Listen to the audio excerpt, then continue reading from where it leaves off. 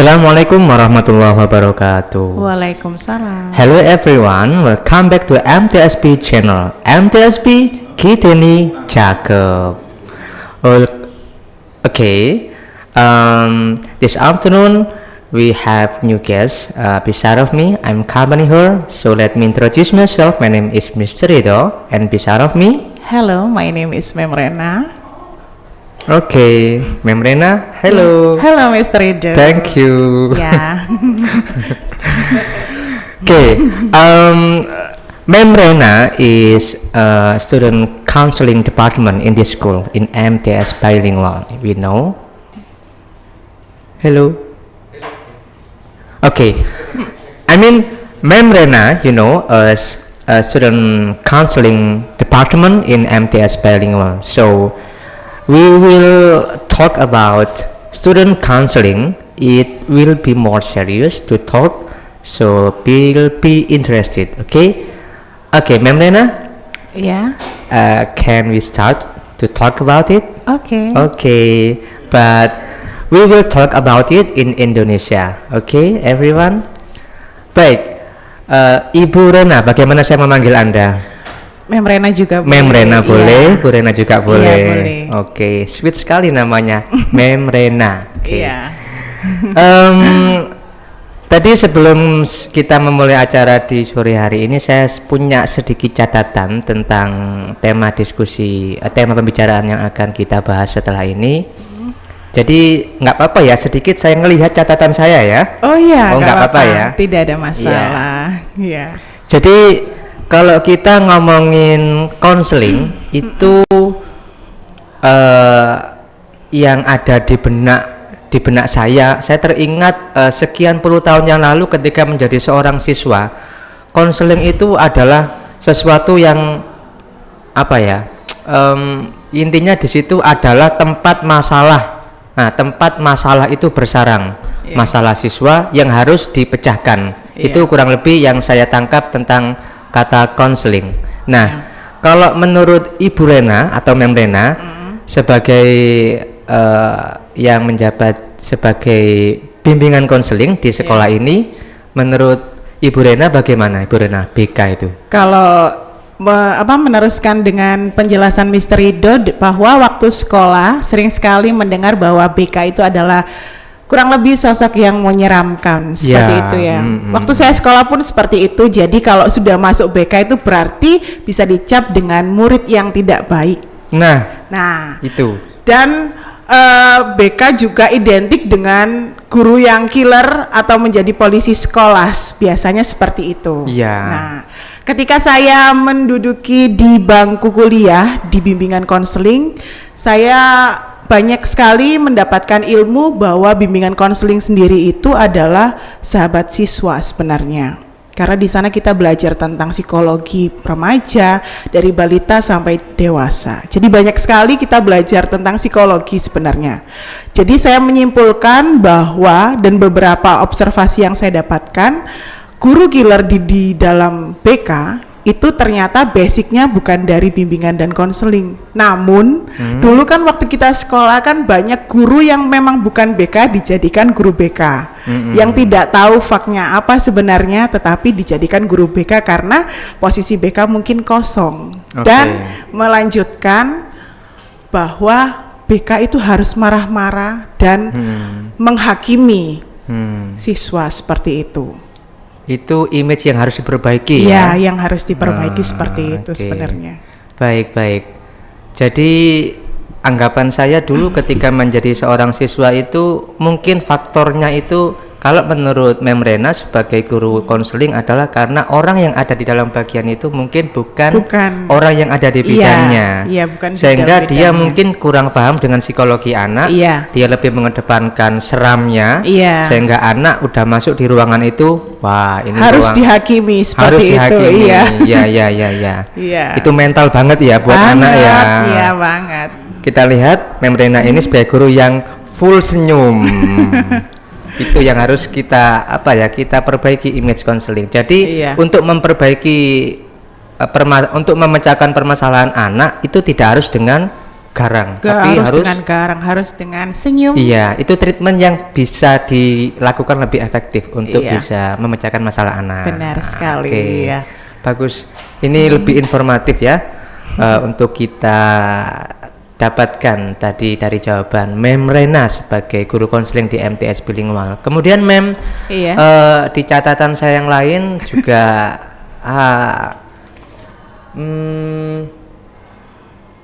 kalau menurut Ibu, setiap anak itu kan pasti punya permasalahannya masing-masing. Jelas, ya. Kemudian kalau yang sudah dilakukan mungkin atau bagaimana atau kapan, maksud saya, pertanyaan saya, kapan anak-anak itu bisa melakukan konsultasi atau bimbingan konseling pada BK ini? Iya. Jadi alhamdulillah di MTSB ini saya diberi kesempatan di setiap kelas saya dapat membimbing anak-anak atau ada jam pelajaran juga untuk khusus anak-anak. Namun dirasa anak-anak kurang banyak waktunya, jadi saya memfasilitasi dari WA bisa atau kita bikin schedule di ruang BK juga bisa. Dan satu lagi, bahwa saya mengajak anak konsultasi itu bukan karena saya paksa atau beberapa orang untuk mendorong anak-anak ke ruang BK, tapi dengan sendirinya anak-anak itu tiba-tiba datang ke saya dan meminta waktu untuk layanan konseling bersama saya. Jadi tidak dengan unsur paksaan. Baik, yang perlu kita garis bawahi ya, dengan sukarela. Iya, benar. Jadi Mem Rena ketika melayani konsultasi pasti akan lebih sukarela, karena mereka datang dengan suka. Dan pasti yang dijawab juga apa adanya, bukan ada apanya. Lebih natural gitu ya. Lebih natural. Karena ketika mungkin sedikit sharing aja. Contoh ini bukan dalam kasus bimbingan konseling antara seorang siswa dan guru.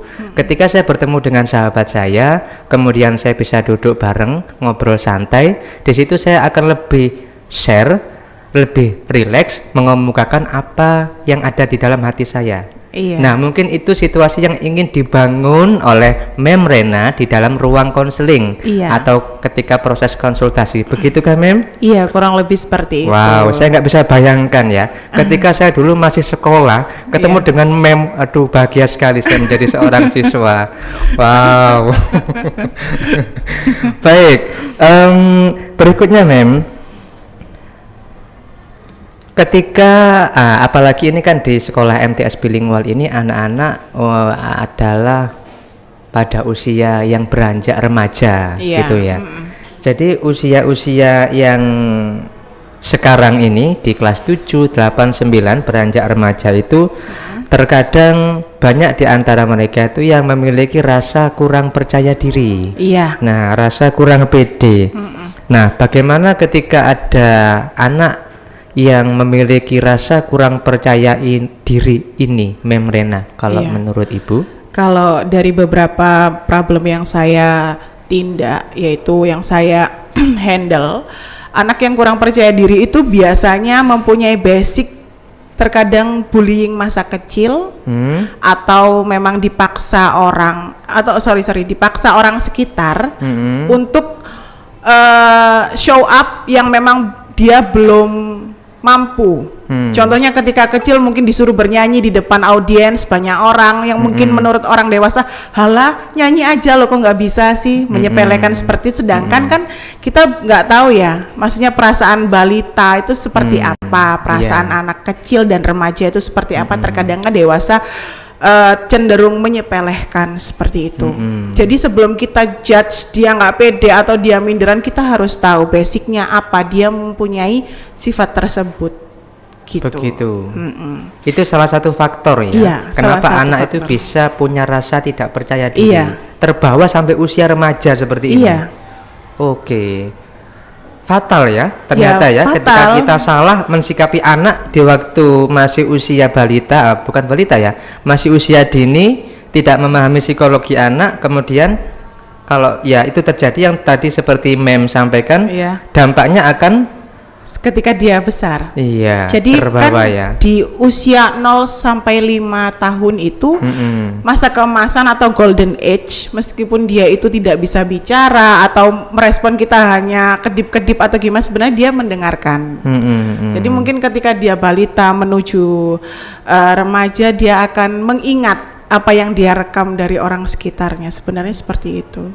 Berarti usia 0 sampai 5 tahun itu istilahnya kita harusnya lebih banyak memberikan kebahagiaan buat anak. Karena itu nggak akan lupa sampai dia besar. Wow, saya lihat sepertinya Mem Rena ini masa kecilnya bahagia banget ya. Insya Allah bahagia. 0 sampai 5 tahun. Iya, terlihat dari senyumnya bahagia banget masa kecilnya. Saya nggak bisa bayangkan. Oke, kita lanjut ya kawan ya. Iya, sepertinya seru sekali ya Mister. Iya, seru banget obrolan kita hari ini. Karena kita berbicara tentang sesuatu yang kita alami dan mungkin banyak orang alami juga. Iya, dan tidak sadar ternyata faktornya banyak sekali. Iya. Oke. Nah, di usia remaja ini biasanya anak itu kan apa ya? Kalau saya sebut terkadang sedang mencari jati dirinya. Artinya dalam proses mencari jati diri ini kadang anak itu pada kondisi labil. Ini sedikit analisa saya bukan seorang psikolog ya. Ini istilahnya saya mungkin dulu pernah mengalami ini dan ini sedikit saya utarakan. Anak-anak seusia remaja seperti ini terkadang anak itu dikategorikan, kalau mungkin bagi divisi konseling itu mengatakan si A nakal, si B bla bla bla bla. Nah, bagaimana menurut Mem tentang hal ini? Secara singkat, saya tidak percaya anak nakal, tapi saya yakin ada anak yang tidak bahagia hatinya. Oh begitu. Iya. Kalau untuk anak yang tidak disiplin, indikator anak yang tidak disiplin itu bagaimana menurut Mem? Menurut saya kalau tidak disiplin, misalkan contoh kasus terlambat. Ya, berarti kan malamnya dia tidurnya kemalaman bisa, atau dia memang ragu-ragu untuk berangkat ke sekolah, atau memang dia ada yang ditakuti ketika di sekolah, atau memang ada transportasi yang dia yakin kalau naik ojek online pasti terlambat, belum lagi diomelin orang tua, banyak sekali faktornya. Jadi kalau kita hanya judge, kamu kenapa nggak disiplin, kenapa kamu nggak tahu peraturan sekolah, saya yakin dengan usia di MTS ini 13 sampai 15 tahun ya, dia pasti bisa dan tahu peraturan itu apa, tapi bagaimana kita caranya mendampingi anak-anak tersebut dan memberikan pengetahuan sesuai dengan bahasa yang mereka paham. Karena kan beberapa anak juga beberapa kepala yang berbeda dengan sifat yang berbeda, dan kita harus tahu cara persuasif yang benar seperti apa. Pendekatannya juga. Iya. Contoh anak yang tidak disiplin, salah satunya terlambat, itu pendekatannya adalah bisa lebih spesifik dijelaskan? Kayak misalkan saya pernah handle itu misalkan broken home. Berarti kita tahu kan problemnya broken home, supaya anak itu tidak terlambat sekolah kita cari tahu dulu. Yang dia tidak sukai apa di rumah, kenapa dia tidak nyaman di rumah. Kita coba tidak menggantikan tapi kita memenuhi. Misalkan kasih sayang atau waktu atau perhatian. Kalaupun kita tidak 24 jam dengan mereka, misalkan saya sendiri pernah treatment anak dengan cara pagi, sore, sampai malam saya ingatkan sedang apa, sudah makan, dan itu alhamdulillah berangsur dia masuk sekolah on time. Gara-gara ditanya sudah makan apa belum, terus dia langsung on time sekolahnya. Karena menurut dia katanya, Mem gitu aja udah jadi mood booster, Mem. Oh, gitu. Mood booster. Iya. Pertanyaan Mem itu sangat perhatian. Dan perhatian. Itu motivasi banget buat mereka. Iya. Karena mereka karena mereka merasa aku ada di sini. Iya, dihargai gitu. Jadi mereka itu terkadang butuh perhatian lebih gitu ya, Mem ya. Nah ini pemirsa, jadi ini salah satu contoh tadi yang disampaikan, anak yang terlambat ini ya, salah satu kasus pelanggaran disiplin yang sering kali kita jumpai di madrasah itu ketika anak itu terlambat, terutama bagi yang jaga di front ya. Kita tidak boleh ngejudge anak itu terlambat kemudian serta merta kita hakimi mereka. Kita hakimi, nggak boleh. Kita harus paling tidak komunikasikan dengan anak, karena mungkin banyak faktor yang menjadikan mereka terlambat. Salah satunya adalah tadi broken home. Karena broken home anak bisa terlambat, tapi tidak semua anak terlambat itu broken home ya. Dicatat ya. Iya, bukan semua broken home terus terlambat. Hanya contoh kasus aja dari beberapa siswa ya. Jadi ya kalau misalkan menambahkan yang Mr. Rido bilang, kalau di depan ketika menjaga ya ada baiknya menemui anak-anak yang terlambat itu dengan cara senyum, salam, sapa, seperti itu. 3S pemirsa. 3S. Senyum, salam, sapa. Itu mood booster banget buat mem dan anak-anak tentunya, karena pagi-pagi itu harusnya mereka mendapatkan kesan yang di awal masuk sekolah. Jangan sampai di front office kemudian anak-anak itu baru masuk pagar sudah males gara-gara sekolah. Yang menyambut itu sudah menghakimi mereka. Bikin bad mood ya. Iya, bikin bad mood. Karena kita tahu kan sekolah di sini tuh full day. Masa hanya karena masuk pagar sekolah di pagi hari kemudian bad moodnya kebawa sampai sore hari. Iya, benar. Kan disayangkan sekali. Iya. Oke. Terakhir ini tadi awal pertanyaan yang tadi ya sedikit mengkaitkan dengan pertanyaan di awal tadi itu, kesan sebagai seorang guru konseling itu adalah guru yang killer. Kemudian tempat konseling itu tempat yang serem. Mungkin tips dari mem untuk anak-anak, juga untuk guru-gurunya juga yang ada di bagian ini, bagaimana sih ini bisa lebih humanis lah, bisa dikatakan seperti itu. Kalau saya sendiri menerapkan itu, saya mencoba menjadi sahabat mereka, baik murid ataupun guru, dan saya mencoba untuk berempati, merasakan apa yang beliau rasakan dan anak-anak rasakan, bahwa kita tidak boleh menyepelekan level setiap orang. Kadang kan orang mempunyai masalahnya masing-masing dan punya cara penyelesaiannya masing-masing. Jadi kita kalau misalkan halah masalah gitu aja nelongso misalkan gitu ya, masalah gitu aja nggak bisa, jangan sampai itu terjadi dan keluar dari mulut kita. Karena apa, kita nggak tahu ya maksudnya orang itu tersinggung atau kuat atau sedih seperti apa.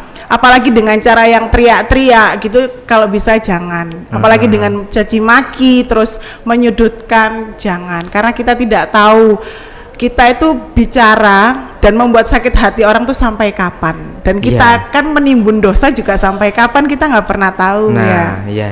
Dan satu bocoran kenapa saya masuk di konseling dulu adalah saya juga menyembuhkan diri saya sendiri dengan masuk psikologi itu. Jadi pernah punya pengalaman trauma dalam diri Mem Rena. Jadi saya mempunyai motivasi bahwa siapa yang ada di sekitar saya juga harus bisa sembuh seperti saya. Seperti itu. Ya, sebetulnya ini pembahasan atau obrolan kita itu sebetulnya bisa lama ya. Bisa. Karena kalau ngomongin permasalahan anak-anak, ngomongin konseling, ngomongin psikologi itu luas ya. Dan kalau mau dibicarakan lebih detail itu mungkin waktu 1 jam, 2 jam, seharian mungkin nggak habis ya. Apalagi ngobrolnya kita asik banget gini ya. Jadi mungkin kita cukupkan sampai di sini dulu. Semoga yang disampaikan oleh Mem narasumber kita pada sore hari ini benar-benar bisa mengedukasi kita semua, menginformasikan hal-hal yang positif atau yang informatif kepada kita, dan terutama untuk anak-anak. Semoga permasalahan itu mereka bisa selesaikan. Kalau memang tidak bisa diselesaikan dengan dirinya sendiri, paling tidak datanglah ke sahabat konseling. Saya sebut seperti itu aja ya. Sahabat konseling. Anggap Mem Rena sebagai sahabatnya. Guru-guru yang lain juga bisa dianggap seperti itu. Secara umum. Oke, itu aja. Terima kasih. Mem Rena, ada yang mau disampaikan lagi? Oke, terima kasih Mr. Rido, saya sudah diberikan tempat untuk bercerita. Sama-sama, yang supaya menjadi motivasi banyak orang bahwa BK itu luas, tidak hanya halah BK apa sih, BK itu luas dan kita layanan di sini. Jadi kapanpun mau bercerita, kapanpun mau konsultasi silakan. Gitu. Bisa by online? Bisa. ketemu juga bisa. Iya. Iya. Nggak terbatas di sekolah aja ya, Mem Iya, ya. ya di sekolah aja. Iya. Ya, itu aja. Terima kasih. Iya. Dan terakhir kita sampaikan terima kasih kepada semuanya yang sudah nonton. Semoga bermanfaat. Assalamualaikum warahmatullahi wabarakatuh. Waalaikumsalam warahmatullahi wabarakatuh. MTSP kita ini cakep.